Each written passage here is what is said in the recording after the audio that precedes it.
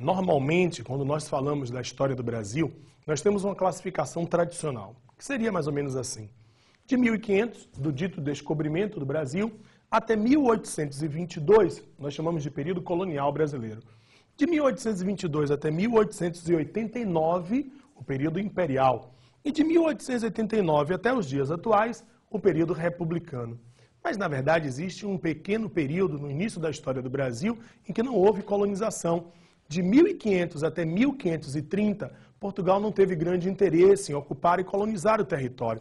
Portugal estava mais interessado no comércio das especiarias. A única coisa que pareceu chamar a atenção dos portugueses foi o pau de tinta, ou pau-brasil, que fazia um relativo sucesso no mercado europeu.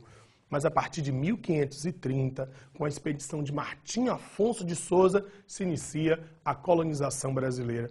Esse período colonial que se estende até 1822 e que é o nosso tema de hoje. E eu gostaria muito que a gente dividisse esse período em alguns tópicos, para ficar mais claro para todos nós. Economia. A grande vedete da economia colonial brasileira foi a cana-de-açúcar, a produção do açúcar aqui em nossas terras. O açúcar era um produto raro, caro, cujo consumo crescia na Europa e os preços eram altíssimos. Você imagine que um rei levava açúcar de presente a outro rei numa visita, era usado como dote em casamento. E o Brasil tinha as condições ideais para isso. Tínhamos o solo, chamado solo de aluvião no Nordeste, o massapê, que era ideal, além da condição climática. O clima quente e úmido do Nordeste favorecia também a economia açucareira. Além disso, é bom a gente lembrar que o financiamento holandês favoreceu o crescimento da atividade açucareira no Brasil. E mão de obra, que nós tínhamos em abundância. Eram quase 5 milhões de índios nas nossas costas. E os índios foram usados, sim. Contrariando a história tradicional, o índio foi usado em larga escala, mas foi sendo gradualmente substituído pela mão de obra negra africana escravizada. O negro escravizado africano era mais interessante para o mercado internacional, alimentava o grande comércio triangular entre América, África e Europa, além de que a catequese indígena. A igreja tinha muito mais interesse em catequizar os índios e, por isso, ajudou, estimulou a escravização africana. É bom a gente lembrar, não esquecer nunca, de que a economia açucareira se baseava em 4 princípios fundamentais, que a gente chama de sistema de plantation, e eram esses 4 aqui. Primeiro, monocultura. Segundo, latifúndio. Terceiro, trabalho escravo. E, além disso, a produção voltada para exportação. Não esqueça disso, isso está sempre nas provas. Monocultura, trabalho escravo, exportação e latifúndio. Sociedade. A sociedade colonial brasileira pode muito bem ser classificada da seguinte forma. É uma sociedade que é aristocrática, é uma sociedade que é imobilista, quase não há mobilidade, quase não há mudança das posições sociais, uma sociedade patriarcal e escravista. Ainda se a gente quiser estabelecer uma gradação dentro dessa sociedade colonial brasileira, principalmente dentro da estrutura açucareira aqui do Nordeste, fica fácil. No topo nós teríamos a camada patriarcal, a camada senhorial e o clero, os membros da Igreja Católica. Logo no meio, os chamados homens livres, curiosamente esquecidos muitas vezes na história do Brasil, mas que eram importantes sim. Eram tropeiros, transportadores de cana-de-açúcar, dentro das pequenas e poucas cidades que o Brasil tinha, exerciam funções administrativas, eram médicos ou professores, e dentro da estrutura açucareira poderiam exercer funções como de capataz, feitor, era um morador, também conhecido como agregado dentro da estrutura açucareira. E lá na base nós temos índios e negros escravizados africanos. Esses que representavam a base de exploração da sociedade. O índio que foi aculturado, dominado, exterminado, que sofreu com as doenças trazidas pelos europeus e também com a alienação imposta pela doutrinação católica, a catequese católica. E lembrar que os negros, que a gente também tradicionalmente vê como uma camada submissa, que aceitou a escravidão, muito pelo contrário. O negro teve a capacidade de reagir, de lutar contra a escravidão, lutar contra a violência imposta pelos brancos, fugas, reações violentas como rebeliões, a famosa Revolta dos Malês aqui na Bahia, são exemplos, e os quilombos dos Palmares são exemplos importantes desse processo de reação contra a dominação branca, contra a submissão do negro pela exploração servil, escravista durante o período colonial. Administração colonial. Todos nós sabemos que aquele modelo implantado por Portugal, chamado de capitanias hereditárias, Não deu certo.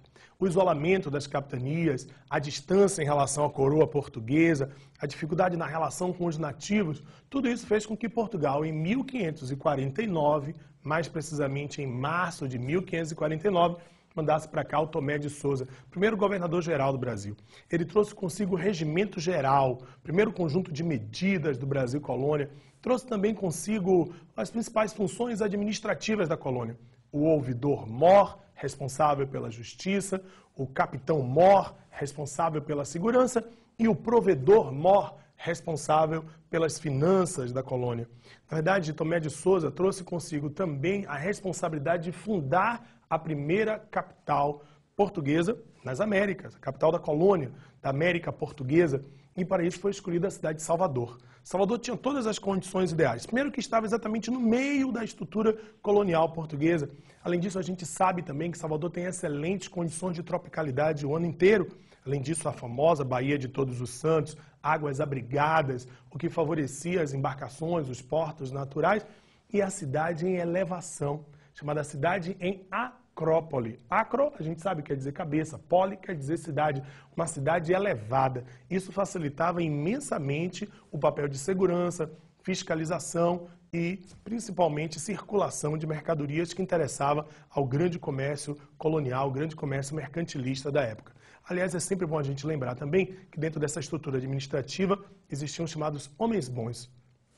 Aqueles que eram os únicos que representavam um poder local aqui na colônia.